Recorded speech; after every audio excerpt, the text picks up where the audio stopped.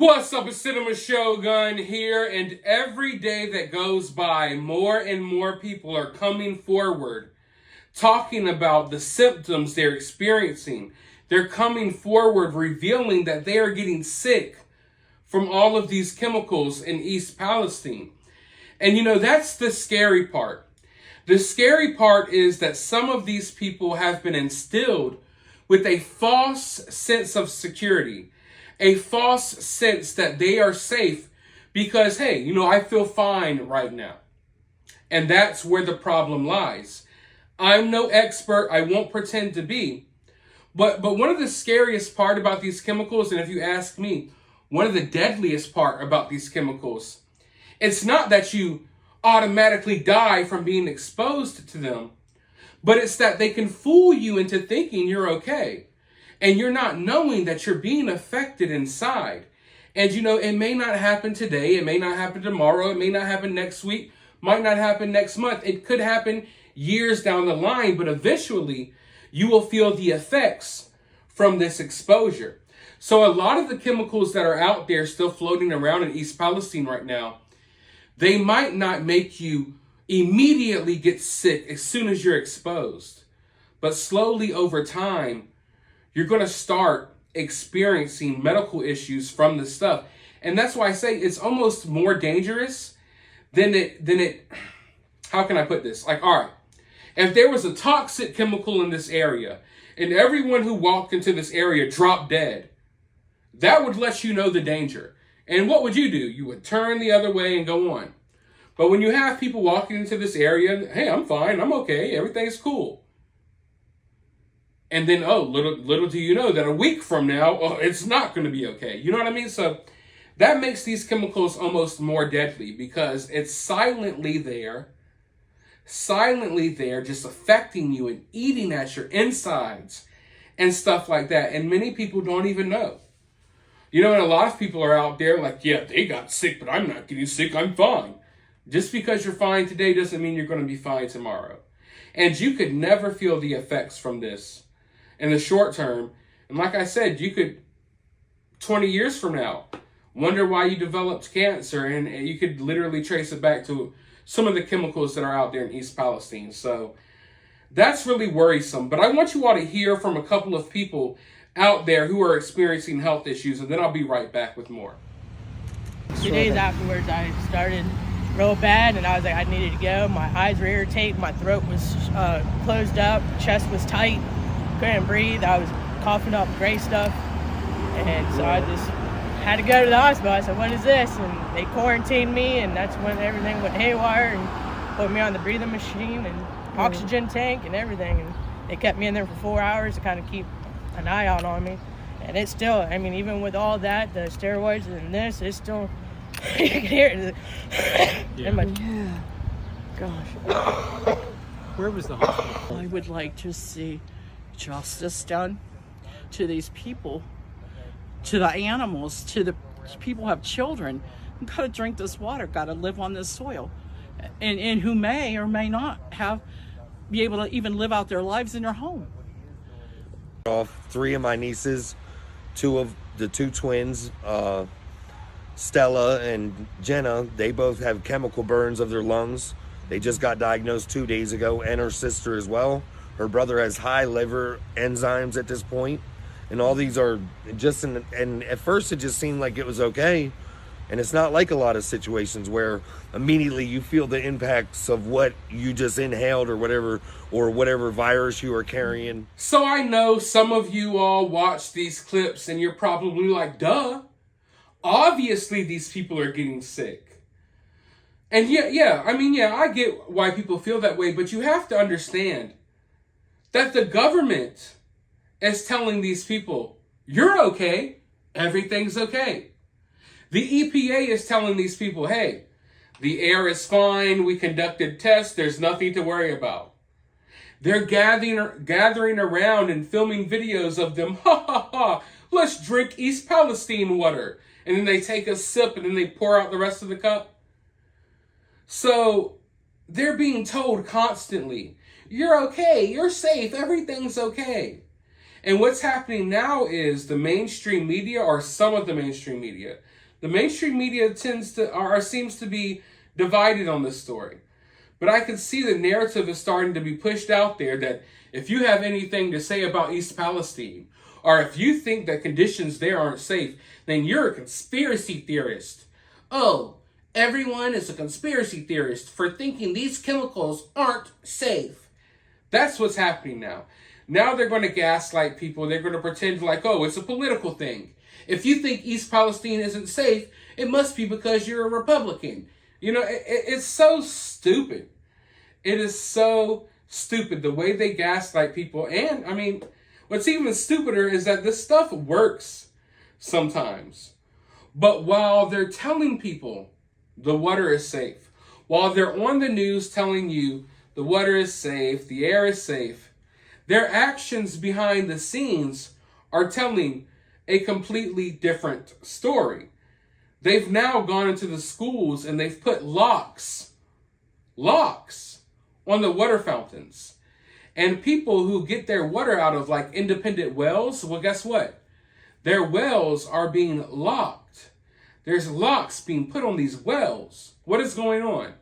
Let's watch this clip and then I'll be right back with more thoughts. Confusing and extremely frustrating to them, and something actually has gone wrong here, and there's information that has yet to come forward, and the story will continue to unfold.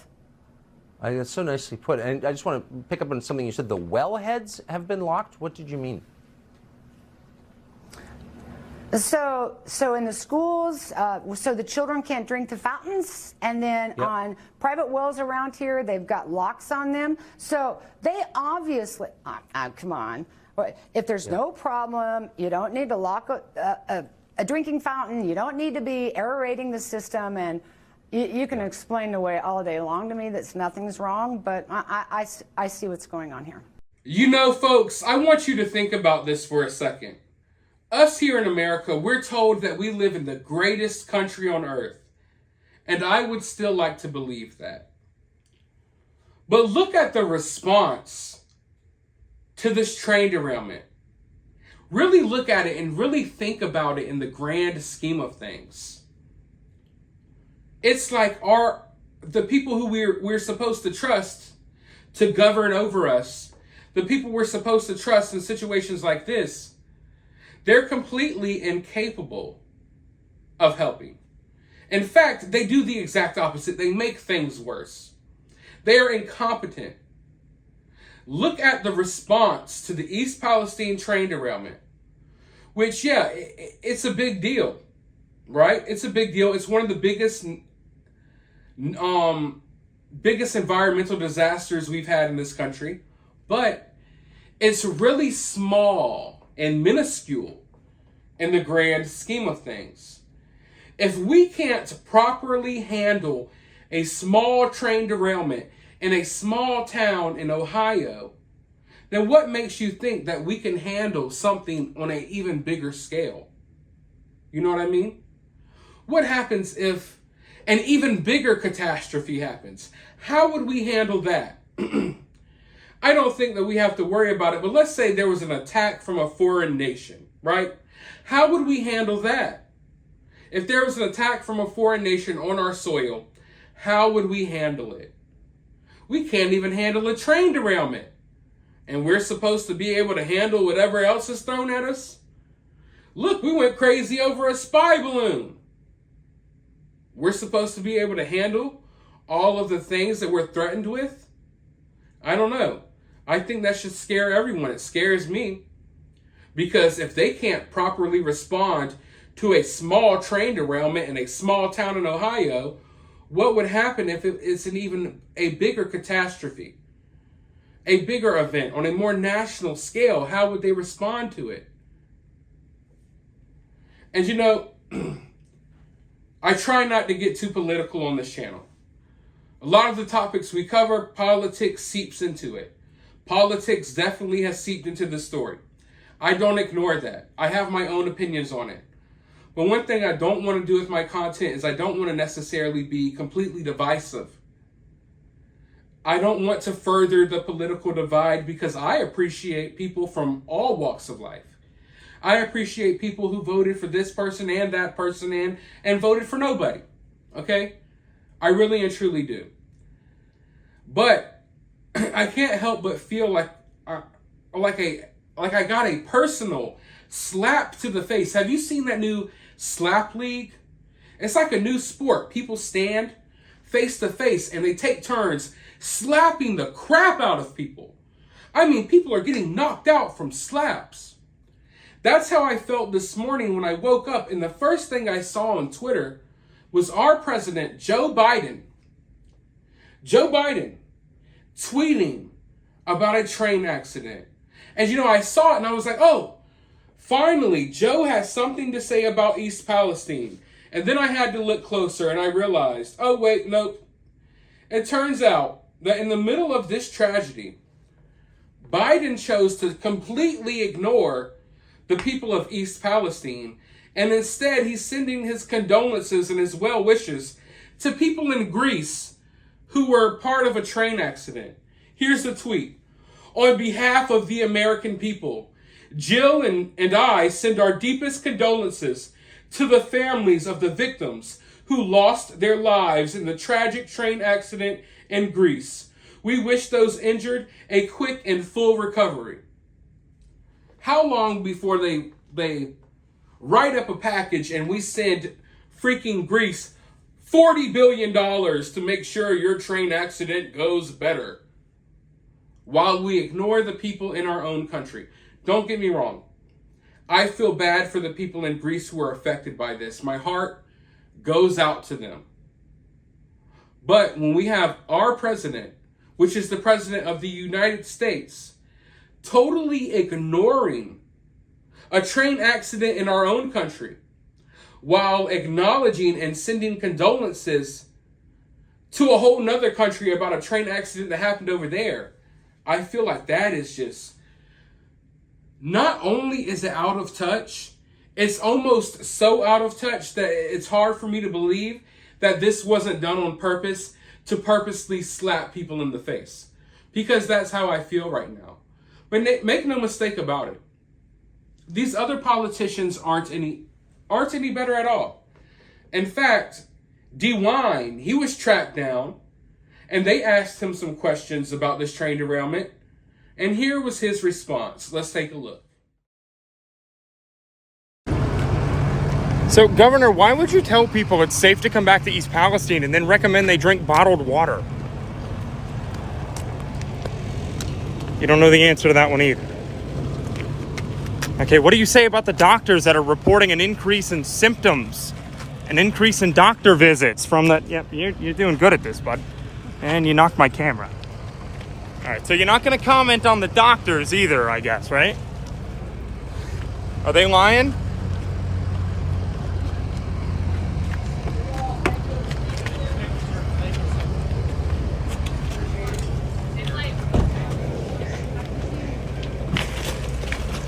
All right, so not a single answer to any question. You know, blocking is assault too, right?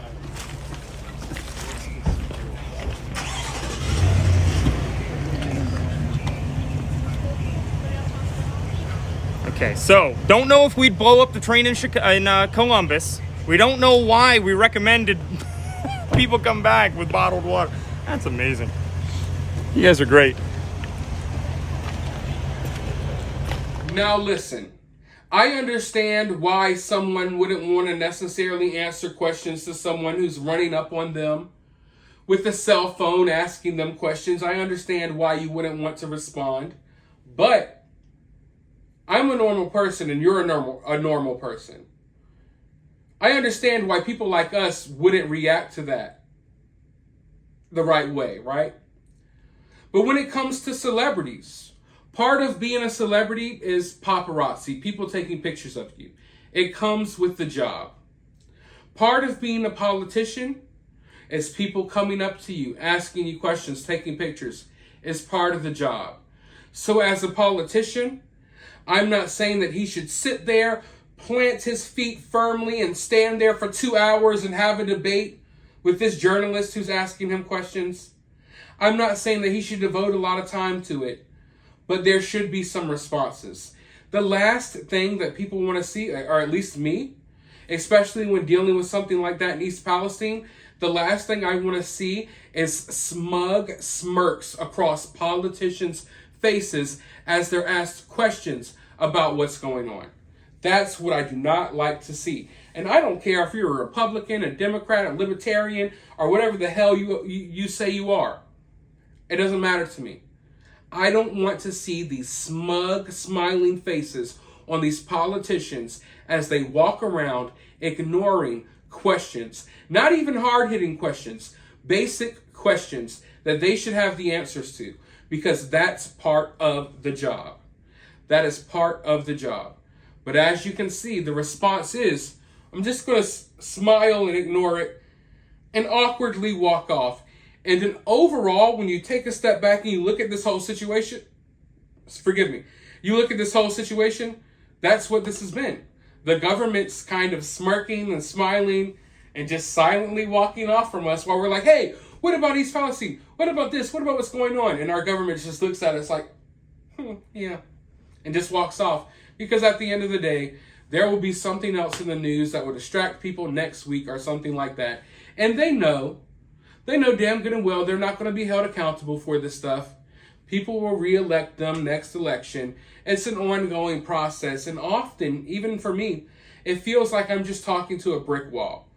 Because I honestly don't know if we will ever get anywhere. I know that there are some people out there who are waking up to what's going on. I know there are people out there who care, but are we ever really going to gain any ground?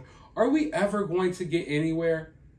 Because even though there's a lot of us who are paying attention, the vast majority of people are just cruising right through life without a care in the world, without even noticing what is happening, and they're just accepting whatever they're told.